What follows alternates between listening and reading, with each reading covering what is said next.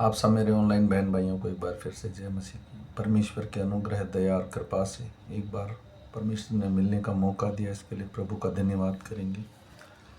आइए हम छोटी सी प्रार्थना करते हैं ताकि हम पवित्र आत्मा को पाकर परमेश्वर के वचन को ग्रहण कर सकें, क्योंकि ये पवित्र आत्मा इन वचनों को अच्छे से हमें समझा सकता है, क्योंकि पृथ्वी पर यही परमेश्वर ने हमें सहायक दिया है जो हमारी मदद करे, जो हमारे हृदय को, हमारे मन को दृढ़ करके और उसमें परमेश्वर का वचन बोल सकता है। तो आइए हम पवित्र आत्मा को पुकारते हैं। धन्यवाद धन्यवाद धन्यवाद हे महान और सामर्थी परमेश्वर, तेरे पवित्र नाम को धन्यवाद प्रभु जी। प्रभु, हम पवित्र आत्मा मांगते हैं, क्योंकि प्रभु पवित्र आत्मा आएगा तो हम बल पाएंगे। प्रभु शिमशोन को मिला प्रभु तो उसने बल पाया मेरे राजा। दाऊद को मिला प्रभु तो उसने गुलियात को हराया मेरे राजा। प्रभु यीशु को मिला प्रभु तो क्रूस पर चढ़ने के लिए उसे सामर्थ्य दिया प्रभु जी। ओ मेरे राजा, जिसने पाया प्रभु तेरे अद्भुत और चमत्कार काम किए प्रभु। प्रभु तेरा वचन कहता है मेरे राजा, जो इसे ग्रहण करता है प्रभु जी, तू उसे ग्रहण करता है प्रभु जी। इसलिए मैं विश्वास करता हूँ प्रभु जी, जितने मेरे ऑनलाइन भाई बहन हैं प्रभु जी, जो भी इस वचन को सुने प्रभु, पवित्र आत्मा उसे छू लेना, ताकि तेरी गूढ़ बातों को समझने की शक्ति देना मेरे राजा, ताकि वो बल पाए प्रभु जी और तुझ में बना रहे मेरे राजा। मैं सारा आदर सारी महिमा तुझे देता हूँ प्रभु यीशु। ये छोटी सी विनती तेरे चरणों में रखता हूँ, सुनिए और ग्रहण कीजिए, आमीन। मेरे भाई और बहनों, मैं शाम का वचन पढ़ रहा हूँ। आज तारीख है 10/3/2025 और जो बहन भाई मुझे फॉलो करेगा, 365 दिन इस वचन को शाम और सवेरे सुनेगा, वो पूरी की पूरी बाइबल कंप्लीट कर लेगा। मैं सुबह नया नियम पढ़ता हूँ, शाम को पुराना नियम। और आज हम पढ़ेंगे व्यवस्था वर्णन की पुस्तक में से 11, 12 और 13 अध्याय। इसके पढ़े और सुने जाने पर प्रभु की आशीष हो, क्योंकि व्यवस्था विवरण पहले ही ये सारी व्यवस्थाएं व्यवस्था में लिखी हुई हैं, लेकिन परमेश्वर ने इसको दोबारा से दोहराया है ताकि हम भूलें नहीं। इसलिए मैं आशा करता हूँ कि प्रत्येक जन इसको मन लगा के सुने, क्योंकि इसमें 10 आज्ञाएं भी लिखी हैं। तो इसलिए मैं विश्वास करता हूँ कि ये वचन हमारे हृदय और मनों में काम करे। आइए हम वचन को ग्रहण करेंगे। इसलिए तू अपने परमेश्वर यहोवा से अत्यंत प्रेम रखना और जो कुछ उसने तुझे सौंपा है उसका, अर्थात उसकी विधियों, नियमों और आज्ञाओं का नित्य पालन करना। और तुम आज यह सोच समझ लो, क्योंकि मैं तो तुम्हारे बाल बच्चों से नहीं कहता, जिन्हें न तो कुछ देखा और न कुछ जाना, कि तुम्हारे परमेश्वर यहोवा ने क्या क्या ताड़ना की और कैसी महिमा और बलवंत हाथ और बढ़ाई हुई भुजा दिखाई, और मिस्र में वहाँ के राजा फेरोन को कैसे कैसे चिन्ह दिखाए, और उसके सारे देश में कैसे कैसे चमत्कार के काम किए। और उसने मिस्र की सेना के घोड़ों और रथों और क्या, अर्थात वे तुम्हारा पीछा कर रहे थे, तब उसने उनको लाल समुद्र में डुबोकर किस प्रकार नष्ट कर डाला, और आज तक उनका पता नहीं। और तुम्हारे उस स्थान में पहुँचने तक उसने जंगल में तुमसे क्या क्या किया, और उसने रूबेनी एलियाब के पुत्र दातान और अबीराम से क्या क्या किया, अर्थात पृथ्वी ने अपना मुंह पसार के उनके घरानों और डेरों और सब अनुचरों समेत सब इजराइलियों के देखते देखते कैसे निगल लिया। परंतु यहोवा ने इन सब बड़े बड़े कामों को तुमने अपनी आंखों से देखा है।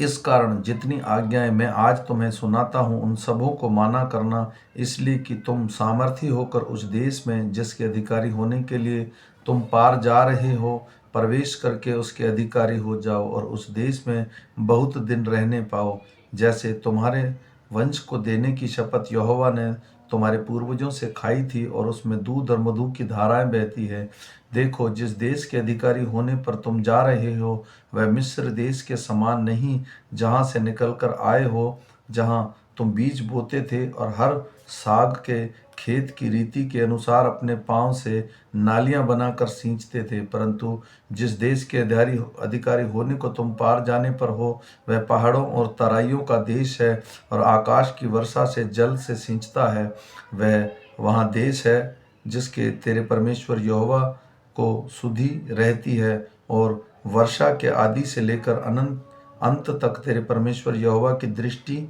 उस पर निरंतर लगी रहती है। और यदि तुम मेरी आज्ञाओं को जो आज मैं तुम्हें सुनाता हूँ ध्यान से सुनकर अपने संपूर्ण मन और सारे प्राण के साथ अपने परमेश्वर यहोवा से प्रेम रखो और उसकी सेवा करते रहो, तो मैं तुम्हारे देश में बरसात के आदि और अंत दोनों समयों की वर्षा को अपने अपने समय पर बरसाऊंगा, जिससे तू अपना अन्न, नया दाख मधु और टटका तेल संचय कर सकेगा। और मैं तेरे पशुओं के लिए तेरे मैदान में घास उपजाऊंगा और तू पेट भर खाएगा और संतुष्ट रहेगा। इसलिए अपने विषय में सावधान रहो, ऐसा ना हो कि तुम्हारे मन धोखा खाए और तुम बहक कर दूसरे देवताओं की पूजा करने लगो और उनको दंडवत करने लगो और यहोवा को तुम पर भड़के और वह आकाश की वर्षा बंद कर दे और भूमि अपनी उपज ना दे और तुम उसे उत्तम देश में से जो यहोवा तुम्हें देता है शीघ्र नष्ट हो जाओ। इसलिए तुम मेरे ये वचन अपने मन में प्राण के धारण किए रखना और चिन्ह के रूप में अपने हाथों पर बांधना, और वे तुम्हारी आंखों के मध्य टीके का काम दे। और तुम घर में बैठे, मार्ग पर चलते, लेटते इनकी चर्चा करके अपने बच्चों को सिखाया करना और इन्हें अपने अपने घर में चौखट के बाजुओं और अपने फाटकों के ऊपर लगाना लिखना, इसलिए कि जिस देश के विषय में यहोवा ने तेरे पूर्वजों से शपथ खाकर कहा था कि मैं उसको तुम्हें दूंगा, उसमें तुम और तुम्हारे बच्चे दीर्घायु हों और जब तक पृथ्वी के ऊपर का आकाश बना रहे तब तक वे भी बने रहें। इसलिए यदि तुम इन सब आज्ञाओं को मानने में जो मैं तुम्हें सुनाता हूँ पूरी चौकसी करके अपने परमेश्वर यहोवा से प्रेम रखो और उसके सब मार्गों पर चलो और उससे लिपटे रहो, तो यहोवा उन सब जातियों को तुम्हारे आगे से निकाल डालेगा और तुम अपने से बड़ी और सामर्थी जातियों के अधिकारी हो जाओगे। जिस जिस स्थान पर तुम्हारे पाँव के तलवे पड़े वे सब तुम्हारे ही हो जाएंगे, अर्थात जंगल के लबानोन तक और परात नामक महानद से लेकर पश्चिम के समुद्र तक तुम्हारी सीमा होगी। तुम्हारे सामने कोई भी खड़ा न रह सकेगा, क्योंकि जितनी भूमि पर तुम्हारे पाँव पड़ेंगे उस सब पर रहने वाले के मन तुम्हारा परमेश्वर यहोवा अपने वचन के अनुसार तुम्हारे कारण उस डर का अर्थात थरथराहट उत्पन्न कर देगा। सुनो, मैं आज के दिन तुम्हारे आगे आशीष और शाप दोनों रख देता हूँ, अर्थात यदि तुम अपने परमेश्वर यहोवा की इन आज्ञाओं को जो आज मैं तुम्हें सुनाता हूँ मानो तो तुम पर आशीष होगी,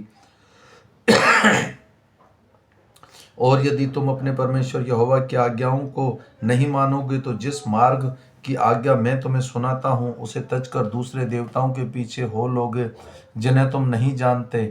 तो तुम पर शाप पड़ेगा। और जब तेरा परमेश्वर यहोवा तुझसे उस देश में पहुँचाए जिसके अधिकारी होने के लिए तू जाने पर है, तब आशीष गिरजीम पर्वत पर से और शाप एलाब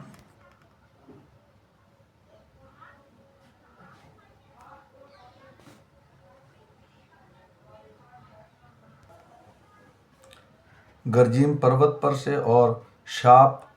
एलाब पर्वत से सुनना। क्या वे यरदान के पार सूर्य के अस्त होने की ओर अराबा के निवासियों कनानियों के देश में गिलगाल के सामने मोरे के बांज वृक्ष के पास नहीं हैं? तुम तो यरदान पार इसीलिए जाने पर हो कि जो देश तुम्हारा परमेश्वर यहोवा तुम्हें देता है उसके अधिकारी हो जाओ और तुम उसके अधिकारी होकर उसमें निवास करोगे। इसलिए जितनी विधियां और नियम मैं आज तुम्हें सुनाता हूँ उन सबों के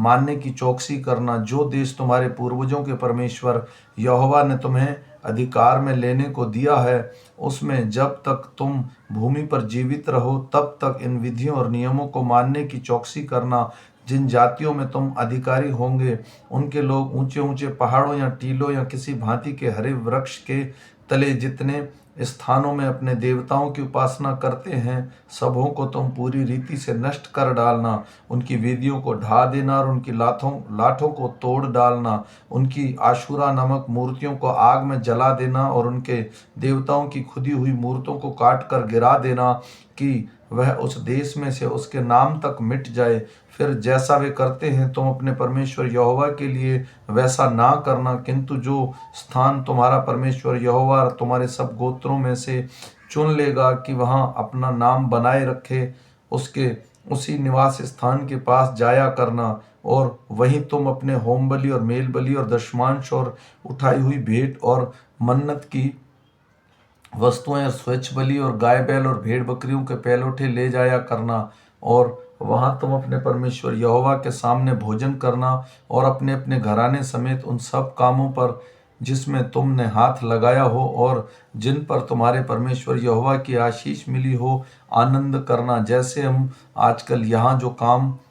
जिसको भाता है वही करते हैं, वैसा ही तुम ना करना। जो विश्राम स्थान तुम्हारा परमेश्वर यहोवा तुम्हारे भाग में देता है, वहां तुम अब तक तो नहीं पहुंचे, परंतु जब तुम यरदान पार जाकर उस देश में जिसके भागी तुम्हारा परमेश्वर यहोवा तुम्हारे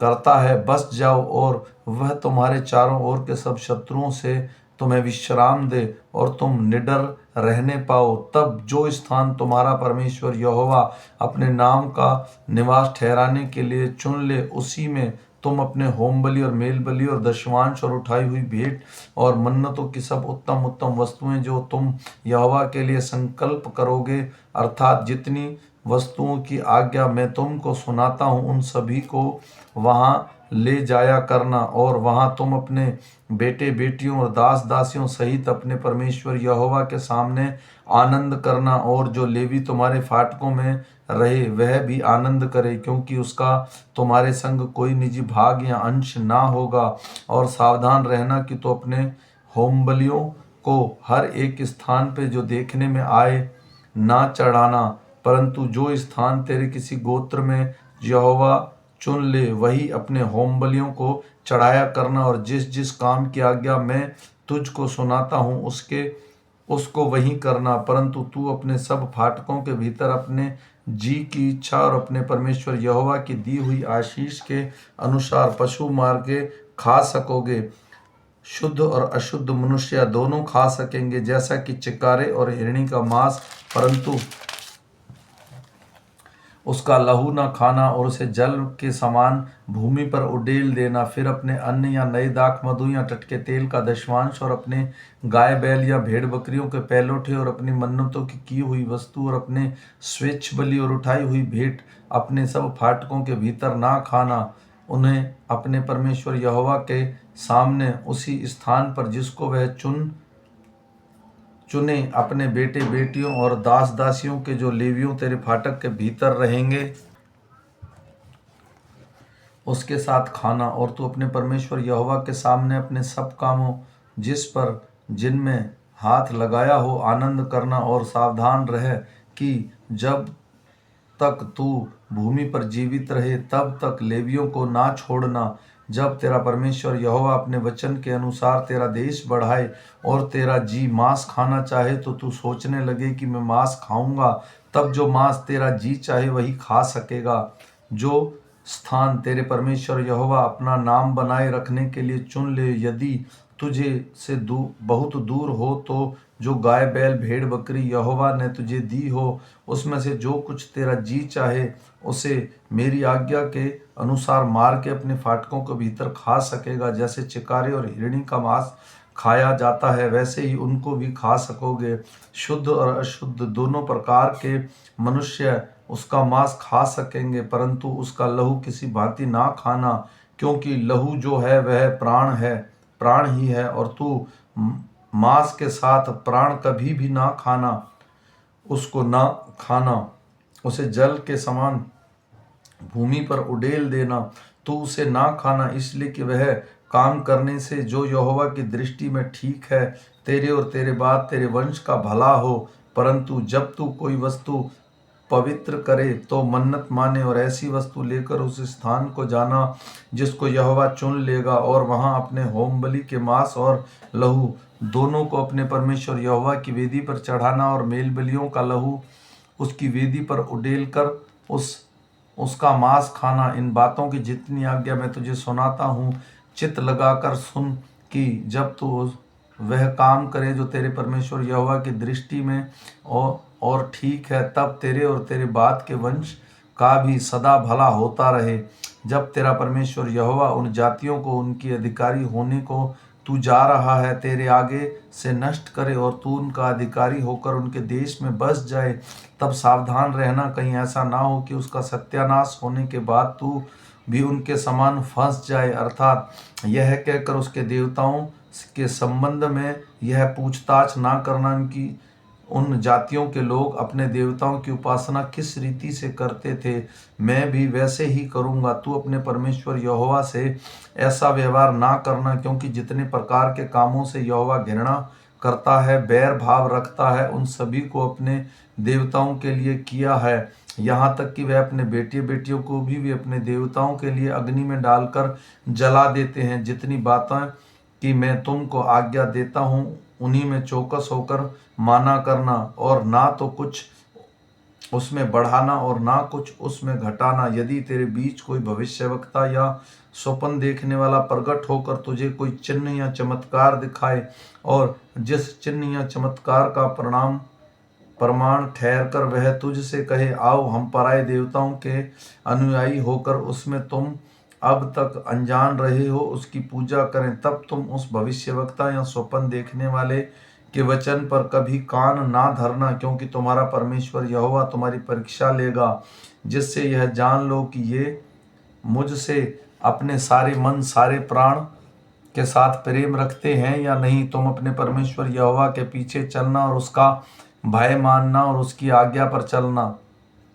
और उसका वचन मानना और उसकी सेवा करना और उससे लिपटे रहना, और ऐसे भविष्यवक्ता या स्वप्न देखने वाले जो तुमको तुम्हारे उस परमेश्वर यहोवा से फेर के, जिसे तुमको मिस्र देश में निकाला और दासताओं के घर से छुड़ाया है, तेरे उसी परमेश्वर यहोवा के मार्ग से बहकाने की बात कहने वाला ठहरेगा, उस कारण वह मार डाला जाए। इस रीति से तू अपने बीच में से ऐसी बुराई को दूर कर देना। यदि तेरा सगा भाई या बेटा या बेटी या तेरी अर्धांगनी या प्राण प्रिय तेरी कोई मित्र निराले में तुझसे यह कहकर फुसलाने लगे कि आओ हम दूसरे देवताओं की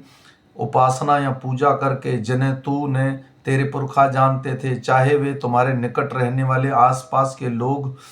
के, चाहे पृथ्वी के छोर से लेकर दूसरे छोर तक दूर दूर से रहने वाले देवता हों, तो तू उनकी ना मानना और ना उनकी बात सुनना और ना उन पर तरस खाना और ना कोमलता दिखाना और ना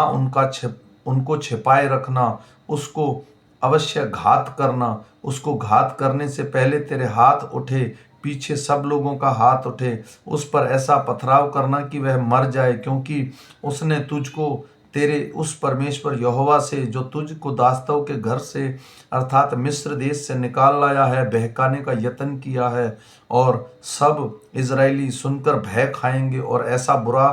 काम फिर तेरे बीच में ना करेंगे। यदि तेरे किसी नगर के विषय में, जिसे तेरे परमेश्वर यहोवा ने तुझे रहने के लिए देता है, ऐसी बात तेरे सुनने में आए कि कितने अधर्मी पुरुषों ने तेरे ही बीच में रहकर अपने नगर को निवासियों को यह कहकर बहका दिया है कि आओ हम अन्य देवताओं की, जिसमें अब तक अनजान रहे, उपासना करें, तो पूछ पाछ करना और खोजना और भली भांति पता लगाना। और यदि यह बात सच हो तो कुछ भी संदेह ना रहे कि तेरे बीच में घिनौना काम किया जाता है, तो अवश्य उस नगर के निवासियों को तलवार से मार डालना और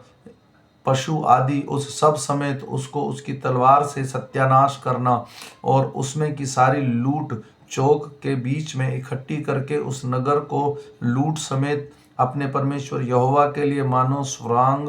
होम करके जलाना, और वहाँ सदा के लिए डीहा रहे, वह फिर बसाया ना जाए और कोई सत्यानाश की वस्तु तेरे हाथ ना लगने पाए, जिससे यहोवा अपने भड़के हुए कोप से शांत होकर, जैसे उसने तेरे पूर्वजों से शपथ खाई थी, वैसे ही तुझ से दया का व्यवहार करे और दया करके तुझे गिनती में बढ़ाए। यह तब होगा जब तू अपने परमेश्वर यहोवा की जितनी आज्ञाएं मैं आज से तुझे सुनाता हूँ सबों को मानेगा, और जो तेरे परमेश्वर यहोवा की दृष्टि में ठीक है वही करेगा। आमीन। मेरे भाई और बहनों, आज का वचन साफ साफ कहता है, जो परमेश्वर के नियमों पर चलेगा और वही परमेश्वर की दया कृपा और भलाई का भागीदार होगा। हम और हमारी संतान, जितने लोग मसीह हैं, जो जीवित परमेश्वर को मानते हैं,